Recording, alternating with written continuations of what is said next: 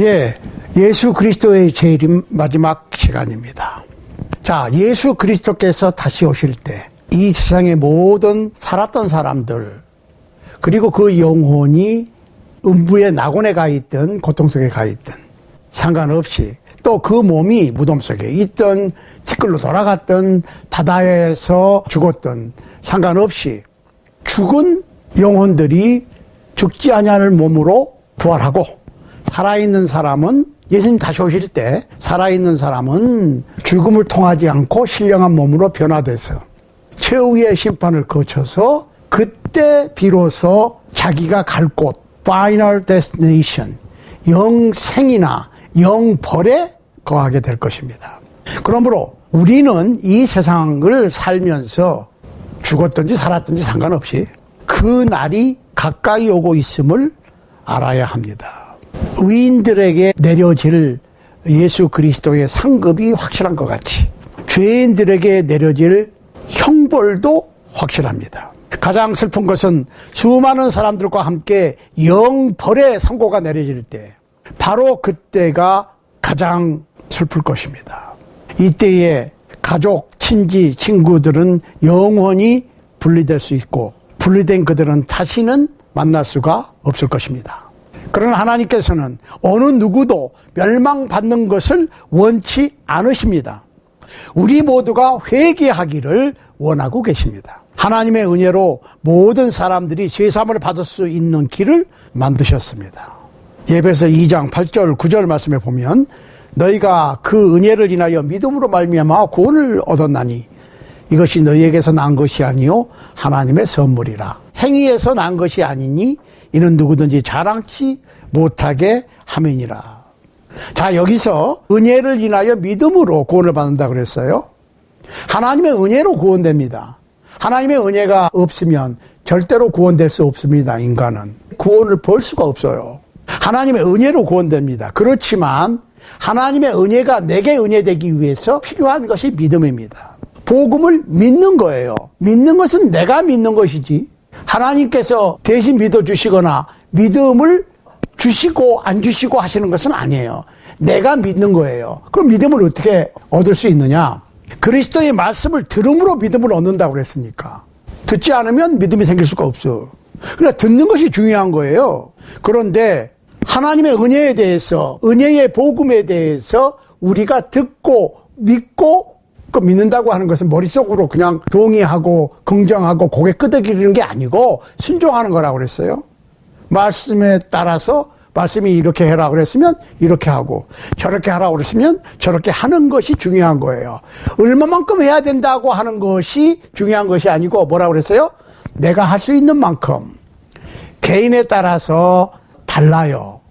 어느 지역에 사느냐, 내가 어디에 사느냐에 따라서 다 달라요.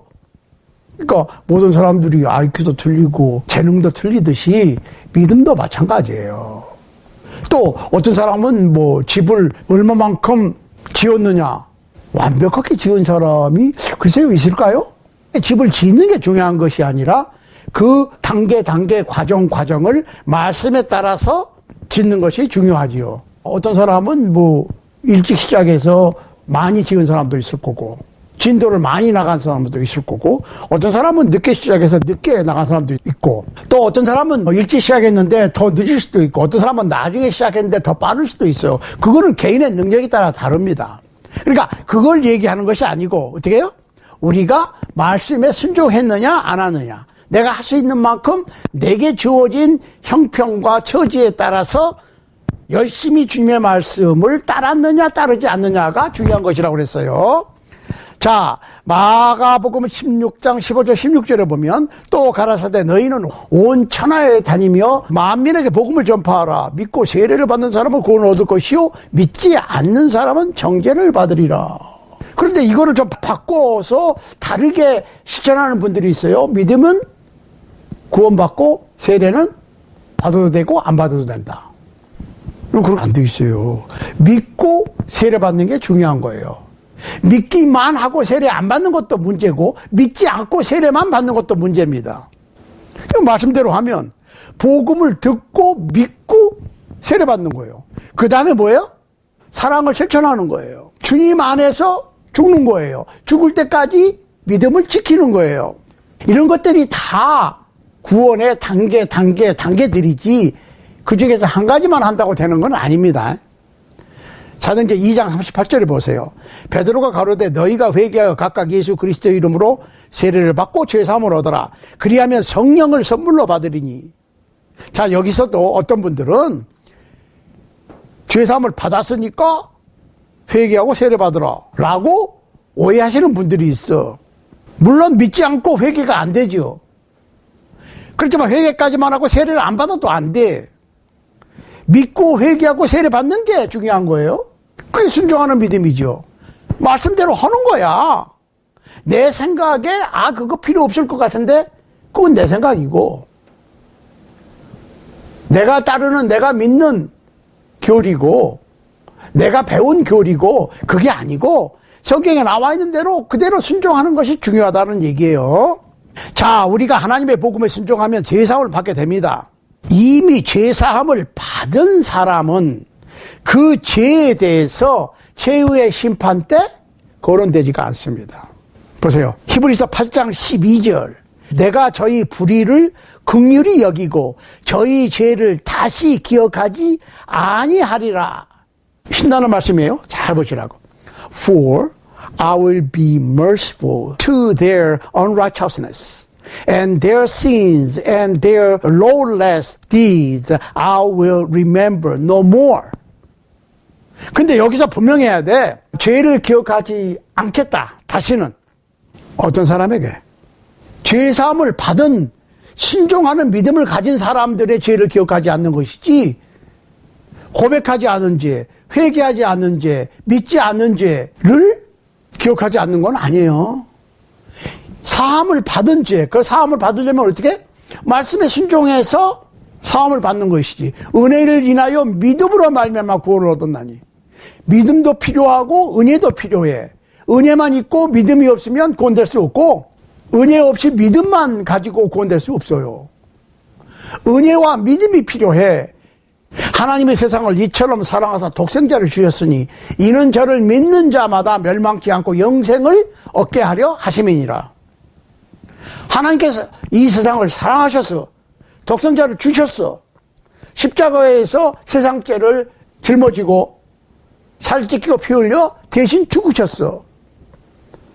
여기가 은혜예요. 그러면 은혜로만 구원받는다면 모든 사람이 다 구원받아야 돼. 믿든 안 믿든 상관없이. 그러나 거기에 조건이 붙는다니까요. 누구든지 저를 믿으면 멸망치 않고 영생을 얻게 하려 하심이니라. 믿음이 필요해. 그러니까 믿음에 대해서 오해를 하시면 안 돼. 내가 그냥 그렇다고 고개 끄덕거리는 것이 믿음이 아니라고 그랬어요. 믿음이라고 하는 것은 말씀에 근거해서 순종하는 거야. 내가 순종하려고 무던히 애를 썼는데 혹시 순종 못한 것도 있을 수 있어요. 할 수 없는 거를, 못한 거를 왜 못했느냐 라고 꾸짖으시지는 않아요.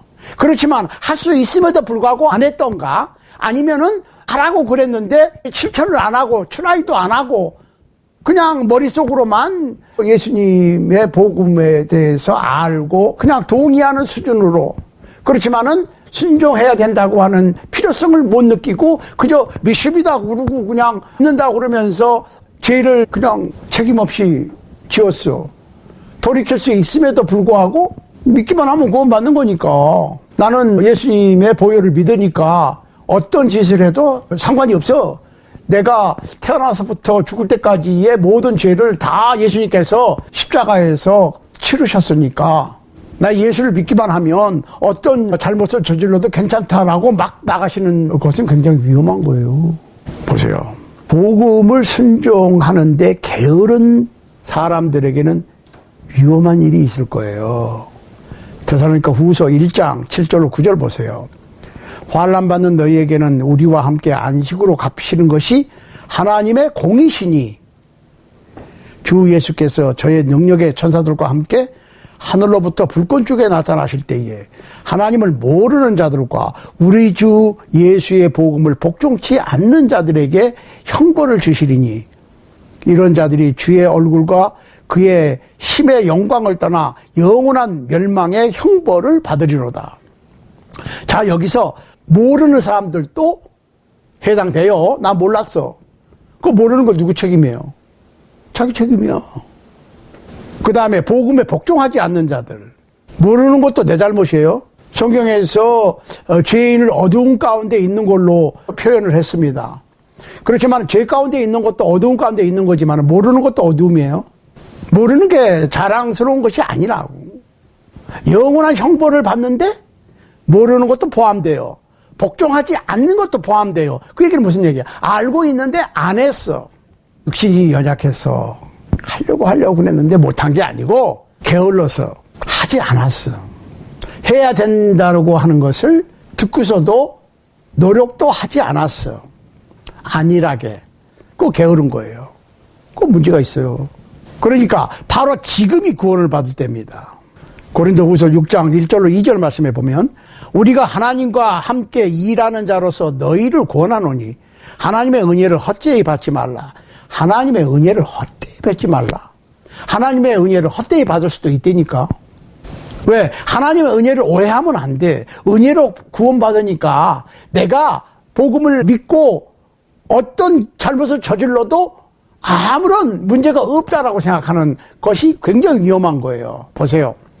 가라사대 내가 은혜 베풀 때에 너를 듣고 구원의 날에 너를 도왔다 하셨으니 보라 지금은 은혜 받을 만한 때요. 보라 지금은 구원의 날이로다. 구원은 지금에 이루어 나가야 돼요. 지금.